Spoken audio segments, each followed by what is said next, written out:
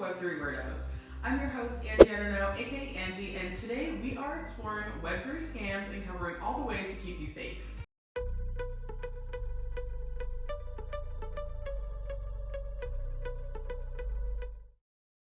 If you're enjoying this series or just enjoying me, please take a moment to like this video and subscribe to the channel so I keep making episodes and you don't miss a drop. If you've used the web, then you already know there are scammers everywhere, from fake pop-ups, misleading ads, too good to be true contest winnings, imposter emails, phishing attacks, identity theft, you name it. But just like any new space that pops up in the world, Web3 has its own set of scammers making millions off of people every day. In fact, scams are so easy that scammers took home $14 billion in cryptocurrency in 2021, and they're doing it in not so obvious ways. For example, in September 2021, Real News headlines announced that Walmart was now accepting Litecoin as a payment option. Except they weren't actually. It was a big press release that was pushed through major news outlets somehow, and trickled down to smaller outlets, sending the coin's value skyrocketing. Not too long after that, Walmart came forward to dispute the claim, saying they never agreed to accept crypto, sending the coin's value crashing, but not before scammers who pushed the fake press release made out with millions in a quick pump and dump scheme. So let's talk about it. One of the most tried and true scams. It works by pumping up a coin or stock price with hype, announcements, marketing, and sheer conviction, causing people to rush and buy it. Then the fraudsters sell off or dump all of their assets at the high rate to profit, while everyone else who fell for the scheme loses out on a now worthless stock. It's a legitimate securities fraud that has existed forever, but in the Web3 space, with a little less regulation, fraudsters are getting away with it easier than ever. Another type of scam in the Web3 space is the personal DM. Okay, listen, I don't open the door to my house to whoever knocks, and I treat DMs the exact same way. But I know not everyone does, and because of that, we have individuals falling for some huge scams. Just the other day on Twitter, I saw someone share a thread on how they got scammed with a DM, and it went like this. Homegirl opened Discord on her phone to answer a message she thought came through one of the channels, but it was actually a DM. The messenger shared a link to a giveaway, which is a red flag, to be honest. In order to enter the giveaway, you had to connect your wallet, which is another red flag, to be honest. And a few moments after connecting the wallet, all of their assets were gone. Cleared, goodbye NFTs, goodbye wallet. Now, this person is trying to recover their stolen assets, but one, there's not really a good way to do it, and two, they're already being sold on secondary markets. So it's tough out there. Lesson learned, don't click on random links. We knew this from Web 2, we know this in Web 3. And not only do we have to worry about individuals scamming us, but we also have to worry about organizations scamming us too. It is not uncommon to follow an entire project from inception to launch on Twitter and Discord, read the roadmaps, mint the NFT, and then watch it drop in value because the creators ran off with all the money and left the community with nothing. In Web3, we call this a rug pull. For example, SaveTheKids launched as a new crypto with a mission of giving back to children in need. Every transaction would be taxed and 1 to 3% of it would be donated to children's charity, promising an almost guaranteed success because of its claimed connections to major brands and influencers. To be honest, a good number of red flags have already popped up for me, but unfortunately a lot of people bought it and the initial investors made bank, but quickly after SaveTheKids token officially launched, the crypto tanked due to a massive sell-off from the initial investors that were holding the majority of the tokens.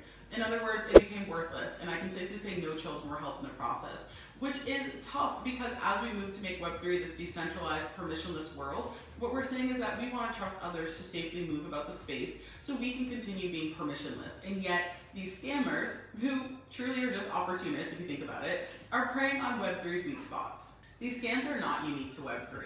They use the same tried and true tactics all scammers use. Move quickly, prey on FOMO, offer high rewards, minimize risk, and attach known names to legitimize the game. It's a playbook. It's been around forever. I could talk all day about scams, truly, but the last I want to leave you with is the basic hack. Now, hackers have a special place in all of our hearts because we've all experienced a hack of some kind, whether it's been a personal, like a fraudulent charge or a password hack, or we've all known a favorite brand to have their site or launch hacked. Point blank, we've all been hacked somehow, some way. And in Web3, hacks are pretty similar, stealing wallet access, phishing, etc. But there are also bigger system hacks happening to newly formed DAOs, organizations, and blockchains. For example, most recently, Justin Pan, the creator of Twitch, launched a new Web3 company called Fractal. Naturally, he launched a Discord for the company and thousands of people joined to stay updated on the mint launch. Well, hackers also joined, and due to a vulnerability flaw in Discord, they were able to assume the admin role in Discord and post a fake link for the mint. This caused hundreds of people to click the link, mint a fake NFT, and pay some hackers that they weren't even aware of. At the end of the day, the hackers made off with roughly 150,000 SOL, and all of those members were scammed. Even the safest of channels can trick us. Somehow though, even with all of these cautionary tales, I still believe that Web3 is going to grow into something amazing, and there are a ton of ways to protect yourself to better navigate the space as it develops. First up, let's talk about wallet safety. For starters, when you create your wallet, please record your seed phrase in 2 to 3 safe locations. Write it down on paper, hide them in places where you'll find them, like the back of your journal, your physical wallet, in a coffee canister on the 3rd row of the upper kitchen cabinets, wherever you store them. Just be sure that you remember, because if you lose your seed phrase, there's no recovery and no one can help you recover it, not even the wallet that you're using. And never forget, no one will ever ask you for the seed phrase unless they're trying to scam you, so guard it with your life. I would also consider 2 wallets, one to buy stuff with and one to store. So for example, I have a MetaMask wallet that I hold my NFTs and crypto in, but I have a second MetaMask wallet that I routinely connect to sites to mint. The wallet that I often connect to other sites doesn't hold anything in it other than the exact coin that I need to mint and cover gas fees. On the off chance that one of these NFT collections is a scam, when I connect my wallet, no one's going to rob me of anything more than I was willing to spend on that one mint, which I consider to be a win. If you want to get really secure, and you do, you could consider a cold storage wallet, aka a physical hardware wallet, crypto wallet like Ledger. These are small physical devices. They're almost like USBs, and you keep your private keys in there as well as your other assets. They're basically designed to separate your keys and assets from the easy to hack computers and phones. So they truly are the most secure device.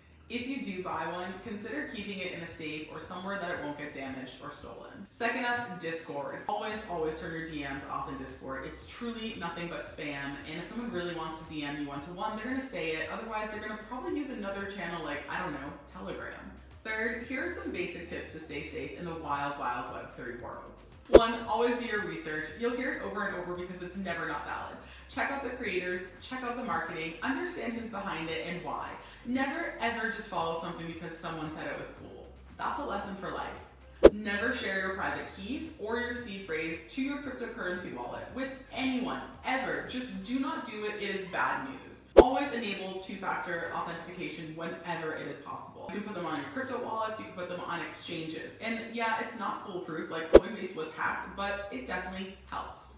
And always check the links. Watch for phishing links, verify with the website, cross-reference on Twitter or Discord, and make sure it's real before you connect. And last, just never reply to contests, giveaways, or anything that requires you to connect a wallet unless you've done the research. Okay, that's all I have today on scammers. I know, you're probably hearing all about this in the news, and it might seem scary, but knowing when an email is spam wasn't so obvious at the beginning of the internet. It's the same with Web3. You'll learn to realize what is spam and what's not as long as you educate yourself. If you want to meet some more people that are learning about this, you know I created the Web3Weirdos Discord channel where I share more of my findings. It's in the description below. If you're not already following me on Twitter, I highly recommend you do so to stay up to date. I can be found at Angie on Twitter and Instagram. Thank you again for joining me as I share what I'm learning about in this space. If you enjoyed the video, please help by liking it and subscribing to the channel so you don't miss any future videos. And feel free to share with any friends who are interested in the space but don't know where to start. Once again, I'm Angie, aka Angie, and I'll see you right here next week.